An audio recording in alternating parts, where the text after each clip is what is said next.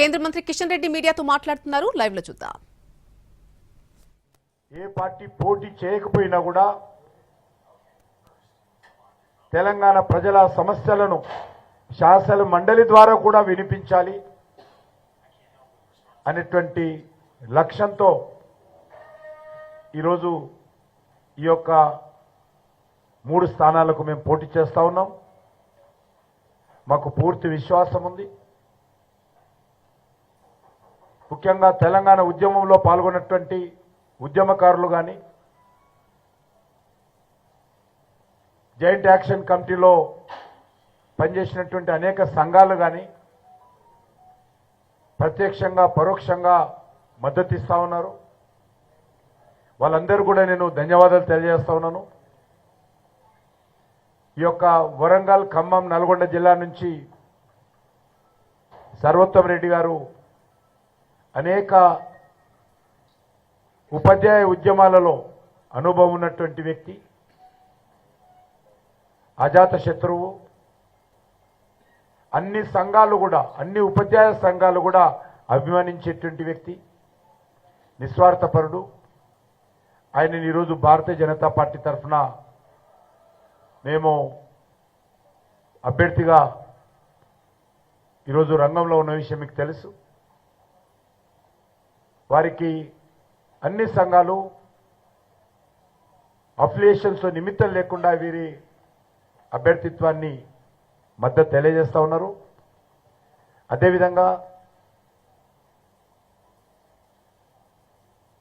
మెదకు, నిజామాబాదు, కరీంనగర్, ఆదిలాబాదు ఇక్కడ నుంచి కొమరయ్య గారిని, అక్కడి నుంచి ఉపాధ్యాయ నియోజకవర్గం నుంచి పోటీ చేస్తా ఉన్నాము.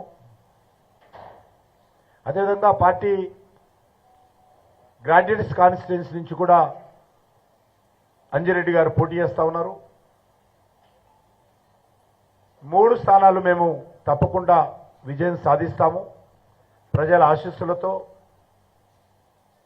ఉపాధ్యాయుల ఆశీస్సులతో, పట్టభద్రుల ఆశీస్సులతో మేము తప్పకుండా విజయం సాధిస్తాము. ఈరోజు మనం చూస్తూ ఉన్నాము, కాంగ్రెస్ పార్టీ నేను ఇంతకుముందు చెప్పినట్టు 100 రోజుల్లో 6 గ్యారెంటీలు అమలు చేస్తామని చెప్పారు. కానీ ఈరోజు సంవత్సరం పూర్తయినా ఇచ్చినటువంటి గ్యారెంటీల అమలులో పూర్తిగా వైఫల్యం చెందింది. అది రైతాంగ సమస్యలు కావచ్చు, నిరుద్యోగుల సమస్యలు కావచ్చు, మహిళలకు ఇచ్చినటువంటి హామీలు కావచ్చు, విద్యారంగం మీద ఇచ్చినటువంటి హామీలు కావచ్చు, ఏ ఒక్కటి కూడా సమగ్రంగా అమలు చేయలేనటువంటి నిస్సహాయమైనటువంటి స్థితిలో ఈరోజు కాంగ్రెస్ పార్టీ ప్రభుత్వం ఉంది. అందుకే ప్రతి వారం రోజులకోసారి తన వైఫల్యాల నుంచి ప్రజల దృష్టిని మరల్చడం కోసం ఇచ్చినటువంటి హామీల అమలులో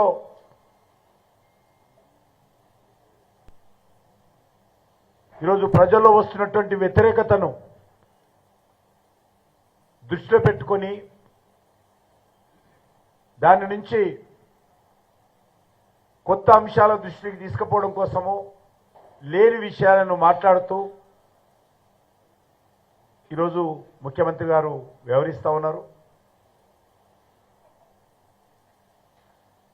కాబట్టి ప్రతిరోజు ఏదో ఒకటి మాట్లాడడము, ప్రతి వారము ఢిల్లీకి వెళ్ళడము, మరి ఢిల్లీలో ఆయనకు ఏ ముఖ్యమంత్రి కూడా దేశంలో వారానికోసారి ఢిల్లీకి వెళ్ళరు.